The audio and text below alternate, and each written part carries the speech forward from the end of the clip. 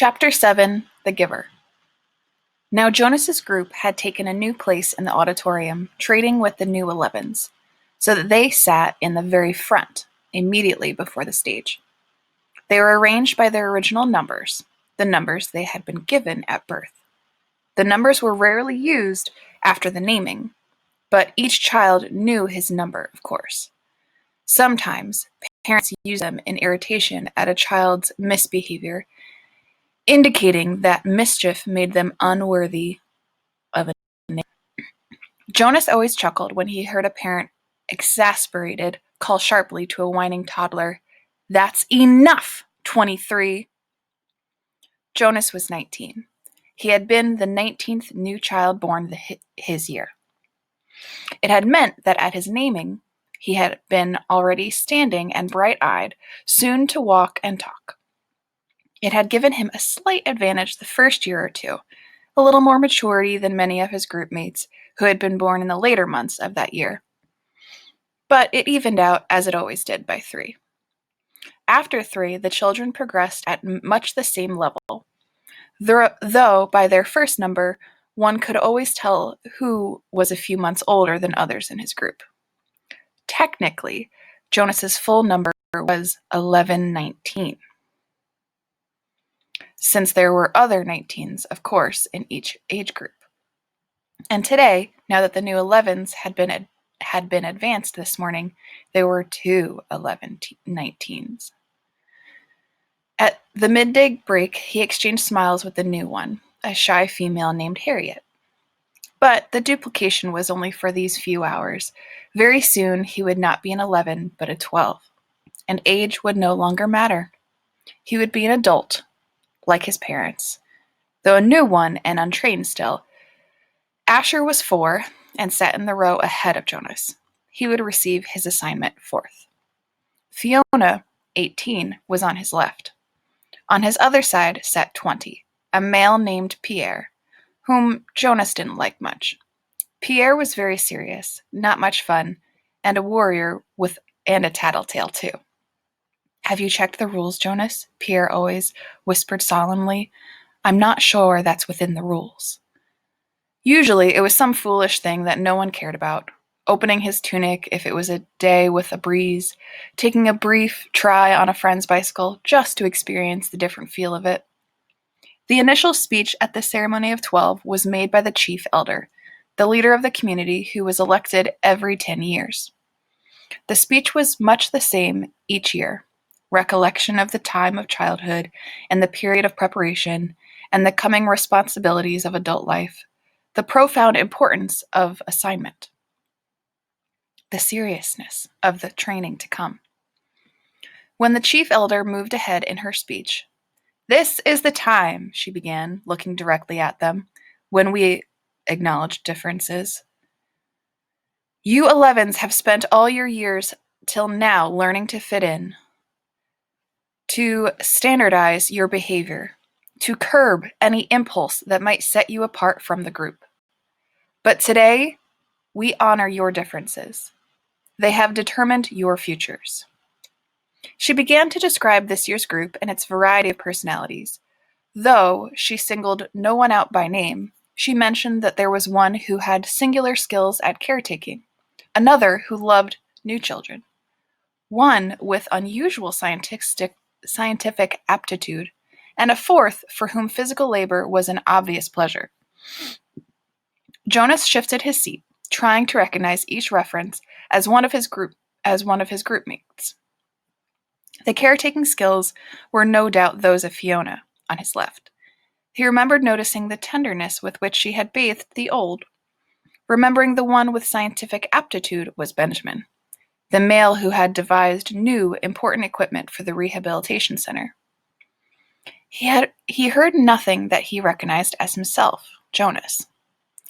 Finally, the chief elder paid tribute to the hard work of her committee, which had performed the observations so meticulously all year. The committee of elders stood and was acknowledged by applause.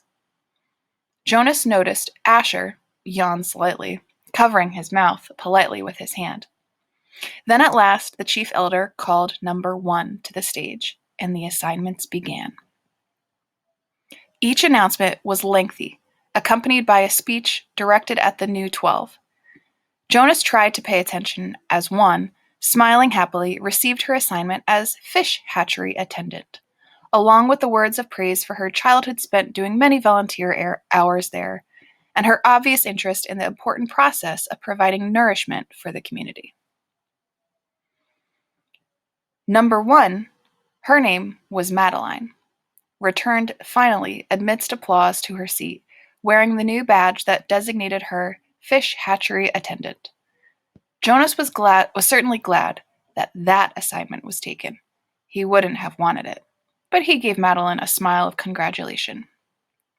When, too, a female named Inger received her assignment as birth mother, Jonas remembered that his mother had called it a job without honor. But he thought that the committee had chosen well. Inger was a nice girl, though somewhat lazy, and her body was strong. She would enjoy the 3 years of being pampered that would follow her brief training. She would give birth easily and well, and the task of labor that would follow would use her strength, keep her healthy, and impose self-discipline. Inger was smiling when she resumed her seat. Birth mother was an important job, if lacking in prestige. Jonas noticed that Asher looked nervous. He kept turning his head and glancing back at Jonas until the group leader had to give him a silent chastisement, a motion to sit still and face forward. 3, Isaac, was given an assignment as instructor of sixes, which obviously pleased him and was well deserved. Now there were 3 assignments gone, none of them ones that Jonas would have liked. Not that he could have been a birth mother anyway, he realized with amusement. He tried to sort through the list in his mind and the possible assignments that remained. But there were so many he gave it up, and anyway, now it was Asher's turn. He paid strict attention to it as his friend went to the stage and stood self-consciously beside the chief elder. All of us in the community know and enjoy Asher, the chief elder began. Asher grinned and scratched one leg with the other foot. The audience chuckled softly. When the committee began to consider Asher's assignment, she went on, there were some possibilities that were immediately discarded. Some that would clearly not have been right for Asher. For example, she said, smiling, we did not consider for an instant designating Asher an instructor of threes. The audience howled with laughter. Asher laughed too, looking sheepish but pleased at the special attention. The instructor of threes were in charge of the acquisition of correct language. In fact, the chief elder continued, chuckling a little herself, we even gave a little thought to some retroactive chastisement for the one who had been Asher's instructor of threes so long ago. At the meeting where Asher was discussed, we retold many of the stories that were all remembered from his days of language acquisition. Especially, she said, chuckling, the difference between snack and smack. Remember, Asher? Asher nodded ruefully, and the audience laughed aloud. Jonas did, too. He remembered, though, he had been only a 3 at the time himself. The punishment used for small children was a regulated system of smacks with the discipline wand, a thin, flexible weapon that stung painfully when it was wielded. The child care specialists were trained very carefully in the discipline methods. A quick smack across the hands for a bit of minor misbehavior. 3 sharper smacks on the bare legs for a second offense. Poor Asher, who always talked too fast and mixed up words, even as a toddler. As a 3, eager for his juice and crackers at snack time, he one day said, smack, instead of snack, as he stood waiting in line for the morning treat. Jonas remembered it clearly. He could still see little Asher, wiggling with impatience in the line. He remembered the cheerful voice call out, I want my smack. The other 3s, including Jonas, had laughed nervously. Snack, they corrected. You mean snack, Asher. But the mistake had been made, and precision of language was one of the most important tasks of small children. Asher had asked for a smack. The discipline wand in the hand of the child care worker whistled as it came down across Asher's hands. Asher whimpered, cringed, and corrected himself instantly. "Snack," he whispered. But the next morning he had done it again, and again the following week. He couldn't seem to stop, though for each lapse the discipline wand came again, escalating to a series of painful lashes that left marks on Asher's legs. Eventually, for a period of time, Asher stopped talking altogether when he was a 3. "For a while," the chief elder said, relating the story, "we had a silent Asher. But he learned." She turned to him with a smile. When he began to talk again, it was with greater precision, and now his lapses are very few. His corrections and apologies are very prompt, and his good humor is unfailing. The audience murmured in agreement. Asher's cheerful disposition was well known throughout the community. "Asher," she lifted her voice to make the official announcement, "we have given you the assignment of Assistant Director of Recreation." She clipped on his new badge as he stood beside her, beaming. Then he turned and left the stage as the audience cheered.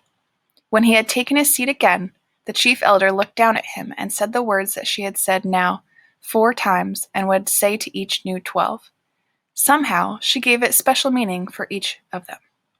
"Asher," she said, "thank you for your childhood." The assignments continued, and Jonas watched and listened, relieved now by the wonderful assignment his best friend had been given. But he was more and more apprehensive as his own approached. Now, the new 12s in the row ahead had all received their badges. They were fingering them as they sat, and Jonas knew that each one was thinking about the training that lay ahead. For some, one studious male had been selected as doctor, a female as engineer, and another for law and justice. It would be years of hard work and study. Others, like laborers and birth mothers, would have a much shorter training period. 18, Fiona, on his left, was called. Jonas knew she must be nervous, but Fiona was a calm female. She had been sitting quietly, serenely, throughout the ceremony. Even the applause, though enthusiastic, seemed serene when Fiona was given the important assignment of caretaker of the old. It was perfect for such a sensitive, gentle girl, and her smile was satisfied and pleased when she took her seat beside him again.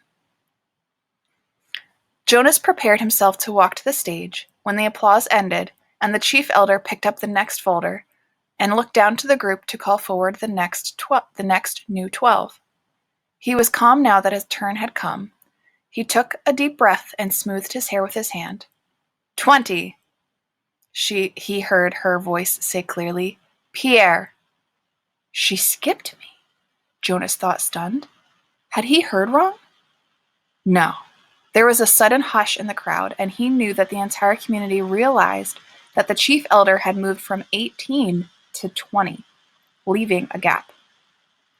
On his right, Pierre, with a startled look, rose from his seat and moved to the stage. A mistake. She made a mistake. But Jonas knew, even as he had the thought that she hadn't. The chief elder made no mistakes. Not at the ceremony of 12.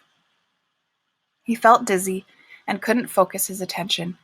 He didn't hear what assignment Pierre received and was only dimly aware of the applause as the boy returned, wearing his new badge. Then 21, 22. The numbers continued in order. Jonas sat, dazed, as they moved into the 30s and then the 40s, nearing the end. Each time, at each announcement, his heart jumped for a moment, and he thought wild thoughts. Perhaps now she would call his name. Could he have forgotten his own number?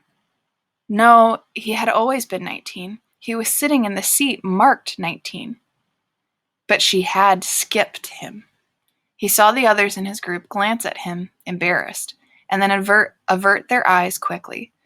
He saw a worried look on the faces of his group leader.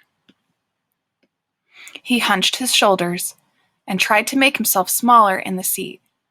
He wanted to disappear, to fade away, not to exist. He didn't dare to turn and find his parents in the crowd. He couldn't bear to see their faces darkened with shame. Jonas bowed his head and searched through his mind. What had he done wrong?